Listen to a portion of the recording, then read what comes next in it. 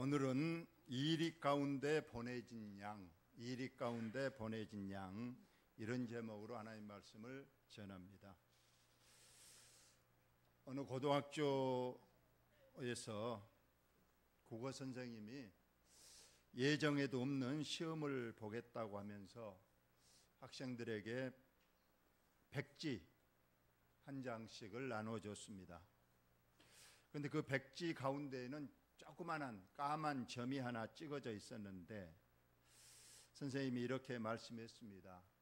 지금부터 이 백지에 까만 점이 하나 찍어져 있는데 이걸 어떻게 생각하느냐, 자기 나름대로 전부 한번 글을 써보라. 이런 시험 문제를 냈답니다. 학생들은 좀 당황을 했습니다. 이게 무슨 시험이냐. 선생님은 절대 이것은 성적에는 반영하지 않겠으니까 나름대로 한번 써봐라. 그래서 학생들이 나름대로 백지의 까만 점에 대해서 여러 가지로 자기 생각들을 적었다고 합니다. 이제 다 끝나고 나서 선생님께서 왜 이런 시험 문제를 냈는가 하고 설명을 해 주시는데, 사람들은 다 그렇게 본다는 겁니다. 백지를 들고 까만 점이 있으면 어디를 보겠습니까? 까만 점을 본다는 거예요. 우리가 하나님께로부터 살면서 많은 은혜와 또 축복을 받았습니다. 우리가 가만히 생각하면 우리는 좋은 나라에 태어났는 축복을 받았어요. 우리 주위에 가난한 나라들이 얼마나 많습니까? 우리가 북한에 태어났으면 어떨 뻔했고, 저 아프리카나 저 불교 동남아시아 나라에 태어났으면 어떨 뻔했느냐. 그런데 우리 하나님께서 내가 그래도 대한민국이라는 좋은 나라에 태어나서 많은 혜택을 받고 살아가니 이거 하나님 앞에 큰 축복인 줄로 믿습니다. 또 저와 여러분들이 가정이 있습니다. 그리고 자녀들도 있습니다. 그래도 어느 정도 건강도 우리가 있기 때문에 오늘 교회에 나왔습니다. 물론 나이가 들면 안 아픈 곳이 없어서 아이고 아파 하지만은 우리가 어릴 때 보면 환갑을 60에 세면 60을 살았으면 오래 살았다고 해서 그 잔치를 합니다. 그리고 제가 어렸을 때 보면 60 되기 전에 많이 돌아가시고 60 이후에 그렇게 장수하신 분이 없는 것 같았어요. 그러나 지금은 얼마나 60은 이건 나이도 아니라, 저는 그래서 지금도 저는 환갑 넘었습니다 하고 좀 강조하면 사람들이 애게하고 60도 나이냐 그럽니다. 여러분도 이제 60이 넘으신 분들 어느 정도의 몸에 아픈 것은 감수를 해야 됩니다. 자동차도 오래 타면 고장이 이제 나는 것처럼 이만큼만 건강 주신 것도 여러분 하나님 앞에 감사하시기를 예수님의 이름으로 축원합니다. 그래도 물질도 하나님께서 많이 주셨습니다. 우리가 굶지도 않고 그래도 옷 입을 옷 입고, 오히려 입을 옷이 많아서 탈이지 입을 옷이 부족한 사람이 없습니다. 그러니까 아까 그 선생님이 시험을 낸 것은 까만 점을 보지 말고 우리 하나님 주신 많은 감사의 조건이 너무 많은데 한 가지 부족한 것, 그 점 하나 그것에만 집중하고 초점을 맞춰서 하나님 왜 이것을 내게 주셔서 나에게 이렇게 고통을 주시고 아프게 하십니까? 그 선생님 요지는 그거예요. 까만 점을 보지 말고 그 넓고 많은 하얀 부분을 보라는 거예요. 하나님께서 주신 많은 것들을 생각하고 우리가 더 감사해야 되고 더 기뻐해야 되고 더 행복하게 살 수 있는데 점 하나 그것 보니까 마음이 슬퍼지고 우울해지고, 우리가 무엇을 보느냐에 따라서 내 인생이 달라지는 것을 여러분이 꼭 믿으시고, 하나님이 내게 많은 걸 주셨다. 검은 점 보지 마시고 하얀 점 보시고 기쁘게 평안하게 사시기를 예수님의 이름으로 축원합니다. 아멘 하시죠?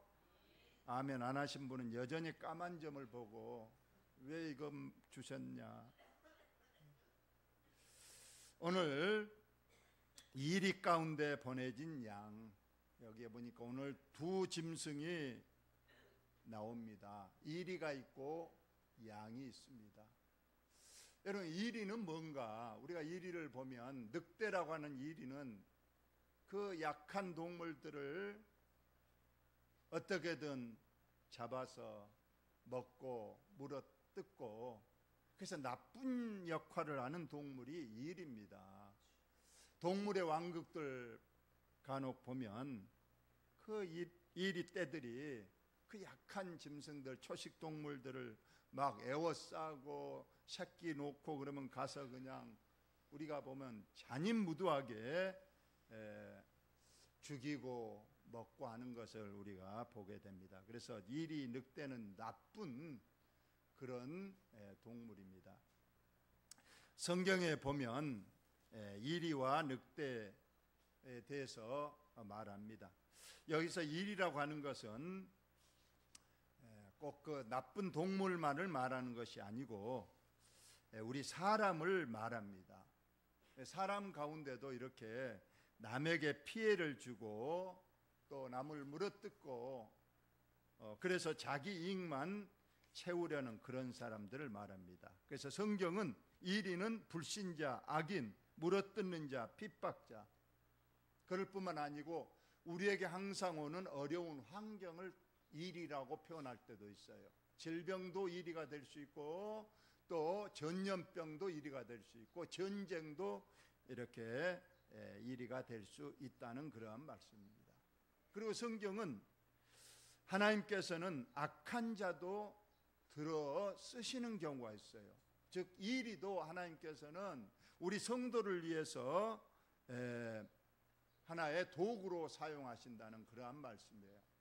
우리 사랑하는 성도가 범죄하고 잘못된 길로 가면 먼저 하나님께서는 일이라는 징계의 도구를 사용할 때가 있다고 성경은 말하고 있습니다. 다윗도 하나님을 잘 믿을 때는 하나님께서 축복을 내리십니다. 그러나 다윗이 그 살인죄와 간음죄를 짓고 범죄했을 때는 하나님께서 여지없이, 물론 그 죄는 다윗이 회개했을 때 용서하시지만은 그 이리의 징계의 매는 때렸던 것을 봅니다. 그래서 그 범죄 이후에 다윗의 가정에 우환이 끊이지 않고 일어나는 것을 봅니다. 형제간에 살인이 일어나고 또 한 집안에서 강간이 발생하고 급기야 아들이 아버지를 밀어내고 왕좌를 탈취하려는 반역이 일어나고 죽이고 하는 이런 이리떼들이 다윗의 집에도 이렇게 끊이지 않고 일어났던 것을 성경이 말하고 있습니다. 이스라엘 백성들이 왜 나라를 잃고 저 바벨론이라는 나라로 끌려갔는가? 그것은 성경이 밝히 말하고 있습니다. 그들이 오랜 시간 반복적으로 범죄하고 잘못된 일로 가기 때문에, 물론 하나님께서는 이스라엘 백성들이 그 잘못을 위해서 많은 선지자를 보냈습니다. 이사야 선지자, 쭉 호세아 선지자, 말라기 선지까지 다 보냈어요.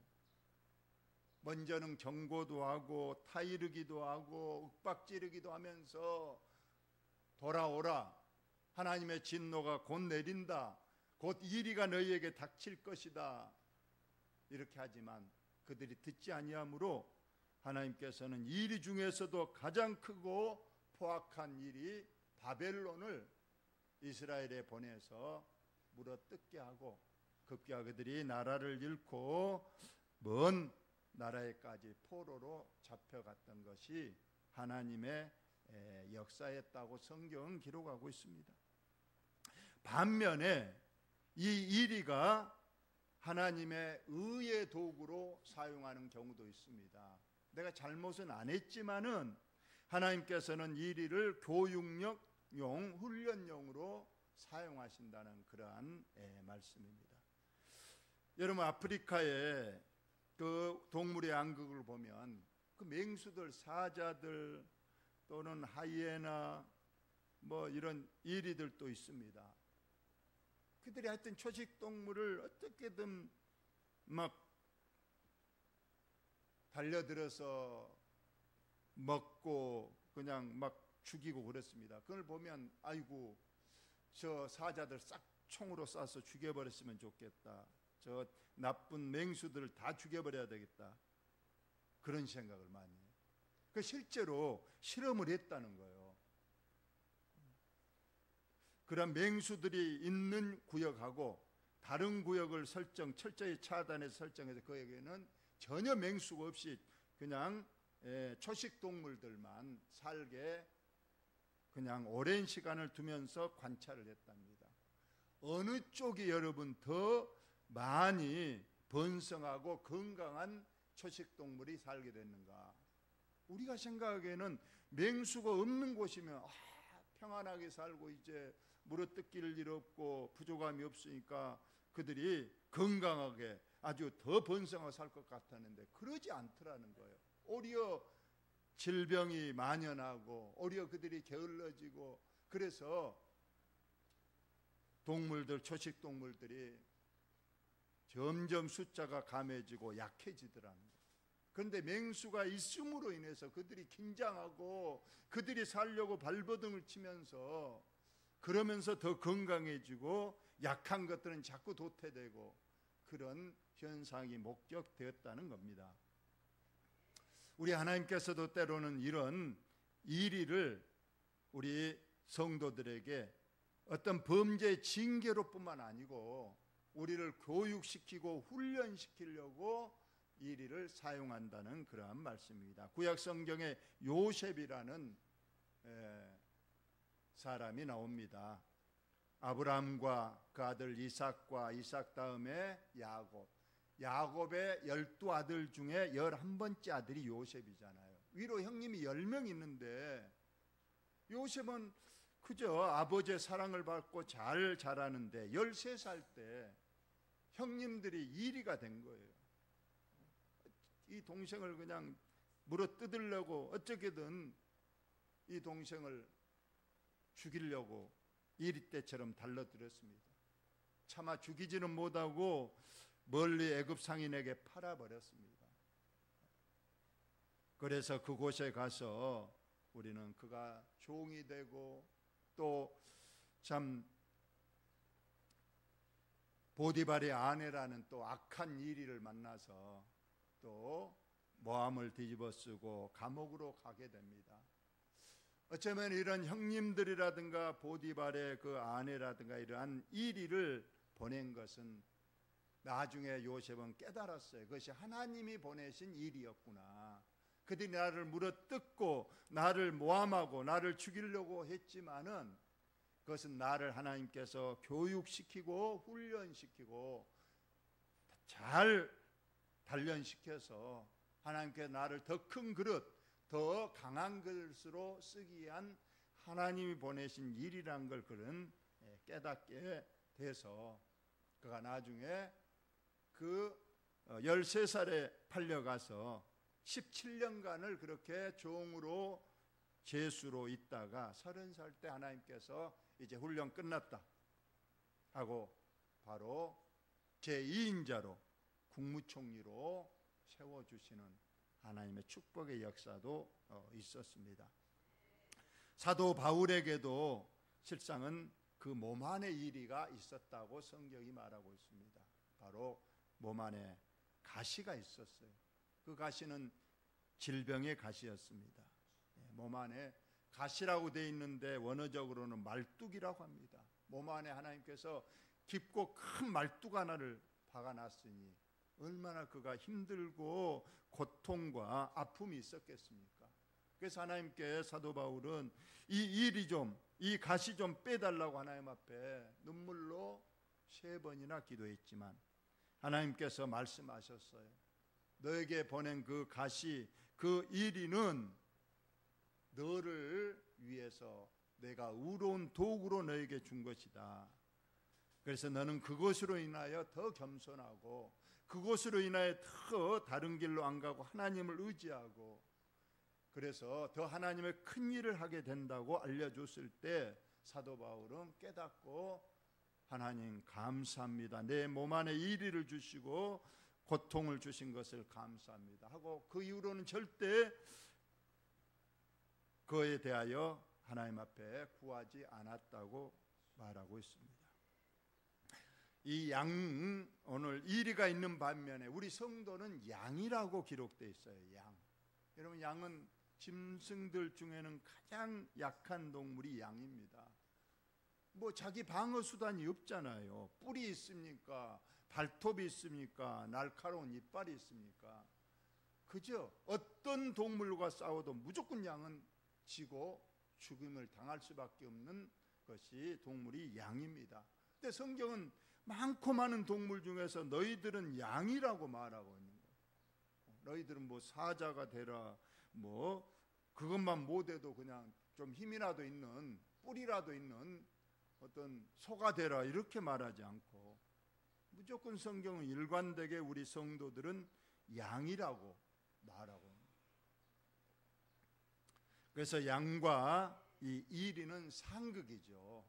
무조건 잡아 먹으려고 양은 안 잡아 먹히려고 하는 이 상극입니다. 이런 가운데 어떻게 양이 살아나는가? 그것은 성경이 잘 말해주고 있습니다. 그래서 양은 목자가 있어야 된다는 거예요. 목자가 없는 양은 바로 죽음입니다.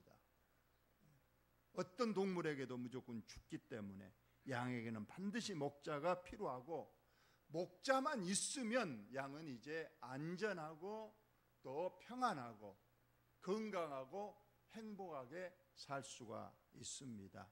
그래서 시편 23편이 하나님과 우리 양인 우리 성도들과의 관계를 시편 23편이 잘 말하고 있습니다. 우리 시편 23편을 모르신 분 있나요? 한번 띄워주시기 바랍니다.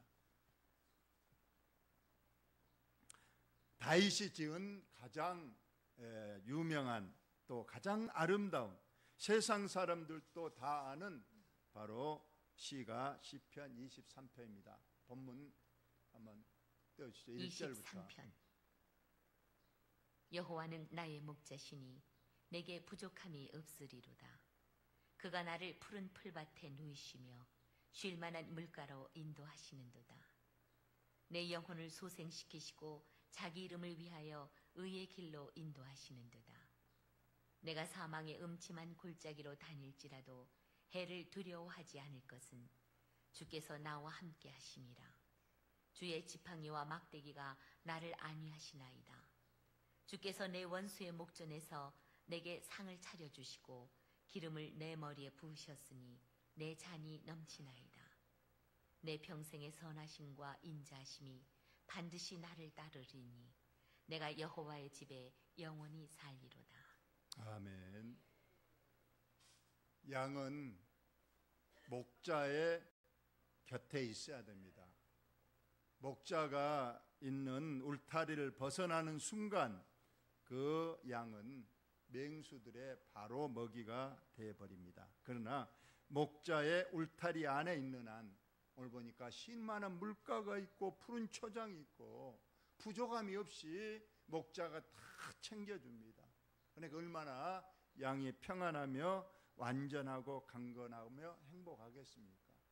저와 여러분이 꼭 양임을 인정하시고 예수님께서 분명히 말씀하여 나는 선한 목자라 너희들에게 말했어요. 예수님을 목자로 삼고 평안하시기를 바라며 여러분이 늘 강건하시기를 예수님의 이름으로 축원을 드립니다. 우리나라도 그래요. 우리나라도 양입니다. 여러분, 우리 주위를, 국가를 살펴보십시오. 다 이리들입니다. 호시탐탐 어떻게든 우리나라를 물어뜯으려고 하고 못 살게 굴려고 하고 이용해서 이익을 챙기려고 하는 많은 이리 같은 국가들이 북한도 있고 그 너머에 멀리에도 다 있는 겁니다. 우리나라도 양림을 인정하고 하나님을 목자로 삼아서 우리 대한민국도 늘 평안하고 강건하며 행복한 나라가 꼭 되기를 예수님의 이름으로 축원을 드립니다.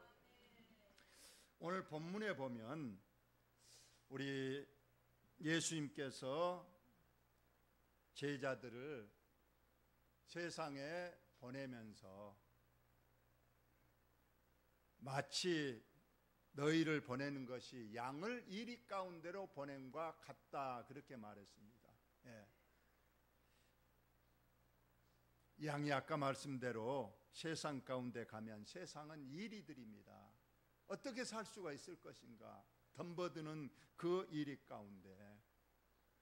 그런데 오늘 두 가지 지혜를 가르쳐주고 있습니다. 너희는 이리 가운데 양으로 가게 되는데 그 가운데 어떻게 살아야 되는가. 자, 밑에서 두 번째 줄 다 같이 한번 읽어봅시다. 시작. 뱀같이 지혜롭고 비둘기같이 순결하라. 이리 가운데 양이 살아갈 수 있는 비결을 예수님께서는 또 두 가지 동물을 들어서 우리에게 어떻게 살 것인가, 양이 어떻게 살아야 이를 이기고 살아갈 것인가를 오늘 말씀하고 있습니다. 근데 뱀같이 지혜롭라는 것을 먼저 말씀하죠. 그런데 여기서 저와 여러분은 참 의심이 듭니다. 왜 뱀같이 지혜로우라고 하였는가? 많은 짐승이 있는데 왜 뱀을 지혜의 상징으로 여기서 말하고 있는가? 특히 우리 성도들은 뱀은 부정적인 짐승인데 왜 여기에서 뱀을 지혜의 상징으로 말하면서 뱀같이 지혜로우라고 말씀을 하셨는가? 우리가 뱀은 창세기 3장 1절에 뱀의 정체를 밝히고 있습니다. 다 같이 한번 읽어봅시다. 시작. 그런데 뱀은 여호와 하나님이 지으신 들짐승 중에 가장 강교하니라, 이렇게 돼 있죠. 여기서 강교하다. 여러분, 지혜는 두 가지 지혜가 있다고 성경이 말하고 있어요. 좋은 지혜가 있습니다. 이건 하나님이 주신 지혜입니다. 제가 좀 이따 다시 말씀을 드리겠습니다. 또 나쁜 지혜가 있습니다. 나쁜 지혜는 바로 마귀가 주는 지혜입니다. 우리가 이 세상에도 지혜로운 사람들을 어떤 기준에 의해서 평가하는가? 참 영리하다, 머리가 뛰어나다, 지혜롭다 하는 사람들, 어떻게든 남의 가지지 않는 어떤 정보를 빨리 입수해서 좋은 어떤 부동산을 사고 좋은 집을 사고 또 어떻게 잘 그것을 큰 이득을 남겨서 팔고, 그런 것을 저 사람 머리 좋다, 지혜롭다, 그렇게 평가를 하기도 합니다. 또 인간 처세술에 아주 밝아서 사람들의 관계를 잘 해요. 그래서 때로는 아부도 하고 뭘 갖다 주기도 하고 해서 어떤 도움을 받아서 자기의 유익을 챙기는 사람들, 그 사람들을 세상은 지혜롭다고 말하고 참 대단한 사람이라고 평가를 하기도 하고 그렇습니다.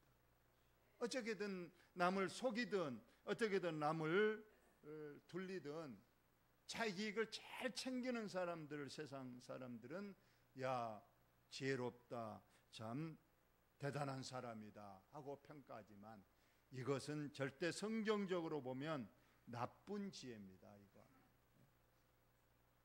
물론 정당하게 내가 노력해서 이득을 갖는 것, 이건 하나님이 주신 축복이라고 우리가 말할 수 있겠지만, 속이고 어떻게 잘못된 방법을 가지고 많은 이득을 얻는 것은 절대 성경이 말하고 있지 않는 그러한 경우입니다.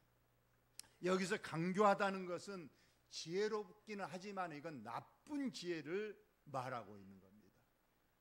그럼 성경은 아까 왜 뱀같이 지혜로우라고 하셨는가?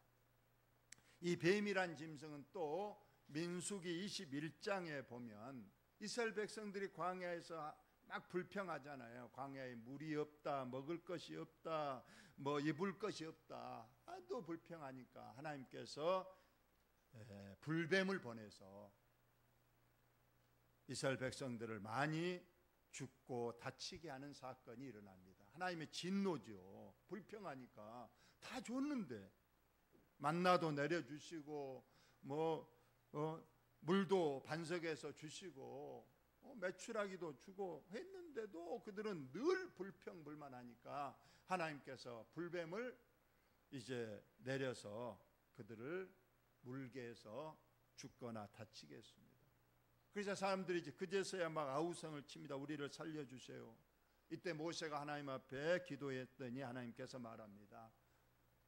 그 불뱀에 물린 사람이 나설 수 있는 방법, 구리뱀을 만들라는 겁니다. 구리로 뱀을 만들어서 높이 장대 위에 세워놓고 물린 자마다 그 장대에 달린 구리뱀을 쳐다보면 낫게 될 것이다. 하나님이 주신 처방책입니다. 그러자 사람들이 그 뱀에 물려서 죽어가면서도 그 구리뱀을 쳐다보면 나았어요.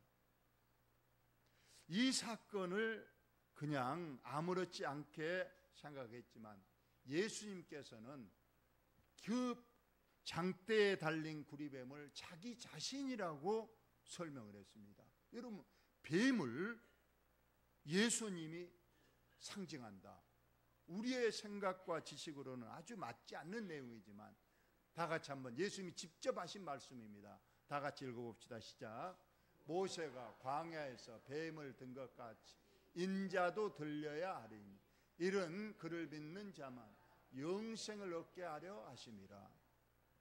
구약에는 불평불만하는 사람들이 불뱀에 물려 죽어가다가도 장대에 달린 구리뱀을 쳐다보면 나았습니다. 신약에서 이 나무에 달린다, 그것은 그 나무는 십자가를 의미하는 거예요. 예수님이 십자가에 달렸는데 십자가에 달려 피 흘려 돌아가신 예수님을 쳐다보고 믿는 자는 영생의 축복을 받는다고 기록되어 있습니다. 바로 그 구리뱀과 같이 예수님도 나무에 달려서 돌아가시는데 그 예수님의 십자가에 돌아가심은 나의 죄 때문이란 걸 인정하고 그를 영접하고 바라보면 영생의 천국의 축복을 우리에게 주신다고 말씀해서 뱀이 마치 예수님이 연상되는 것과 같은 내용입니다. 그러면 이제 우리가 뱀같이 지혜로우라고 하신 말씀을 우리가 결론적으로 말씀하면 우리가 지혜라는 것은 이중성이 있고 뱀도 그렇습니다. 뱀이 꼭 나쁜 어떤 짐승으로만 완전히 치부해 버리는 것이 아니라 이걸 어떻게 보느냐에 따라서 다르다는 거예요. 우리가 칼을 의사가 들면 생명을 살리는 칼이 되지만 강도가 든 칼은 사람을 죽이는 칼이 되는 겁니다. 아침 이슬도 양이 마시면 우리 모든 사람의 유익이 주는 우유가 되지만은 아침 이슬도 독사가 마시면 죽이는 독이 되는 거다. 그러한 말씀입니다. 여러분, 뱀도 그렇고 지혜도 그렇습니다. 여러분, 하나님이 주시는 꼭 지혜를 받아서 이 세상 살아갈 때 이리가 득실거리는 가운데서도 여러분 뱀같이 혹은 지혜롭게 사는 저와 여러분 꼭 되시기를 예수님의 이름으로 축원을 드립니다. 저는 늘 우리 성도들을 보면서 그런 생각을 합니다. 여러분 오해는 하지 마시고 드리십시오. 믿음은 좋은데 지혜가 없는 그런 믿음의 사람들을 봅니다. 믿음은 너무 좋아요. 믿음이 주일 성수하고 모든 매사에 잘합니다. 그런데 지혜가 없어서 자기 방식대로만 하나님을 믿는 사람이 많이 있는 거예요. 여러분 지혜, 오늘 성경이 말하고 또 성경 전체에서 말합니다. 믿음은 지혜롭게 하라는 말씀이에요. 내 방식대로만 하지 마시고 우리가 지혜롭게 해야 되는데, 아까 만들어 지혜는 하나님이 주신 좋은 지혜를 저와 여러분이 가져야 돼요.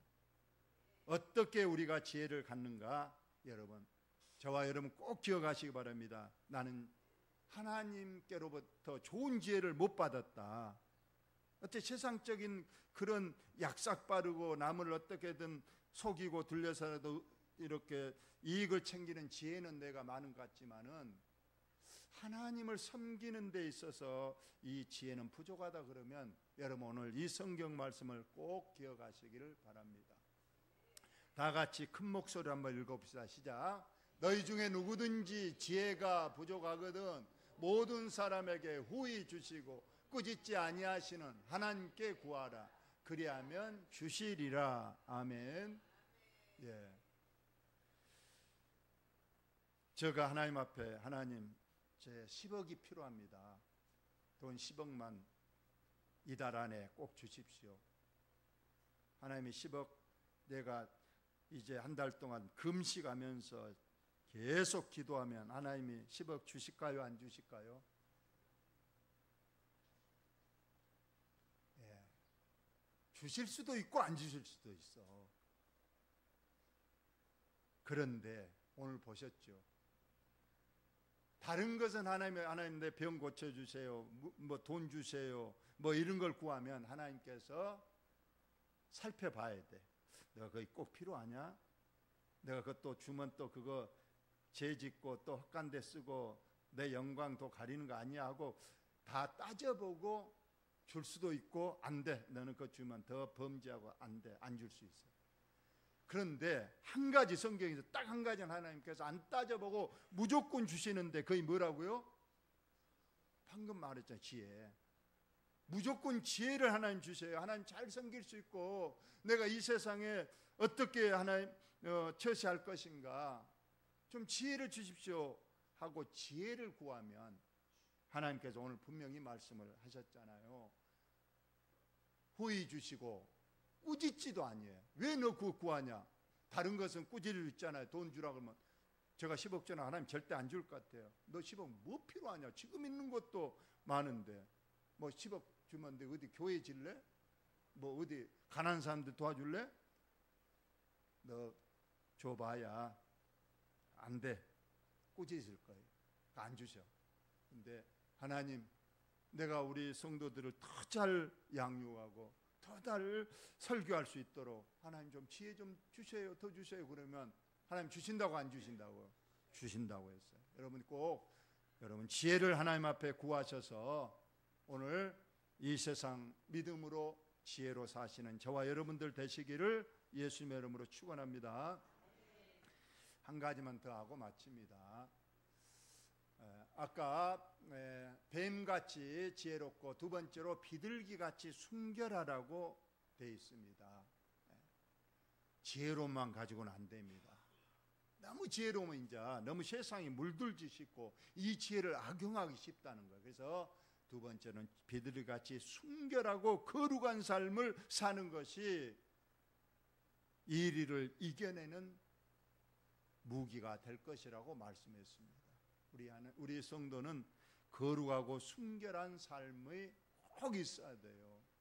절대 세상 사람들과 같이 돼서는 안 됩니다. 우리는 세상에 사나 세상에 속한 자가 아닙니다. 세상 사람들의 그저 돈하고 성공, 출세, 뭐 잘되고 그런 것만 인생의 목적으로 삼지만은 우리 하나님 믿는 성도는 그게 아니에요. 이 땅에 살면서 가난하더라도 우리가 더불어 살고 또 거룩하고 순결한 삶을 사는 것을 주님이 원하시기 때문입니다. 많은 여러분 공중의 새들 중에 하나님이 제물로 바칠 수 있는 동물은 비둘기라고 했습니다.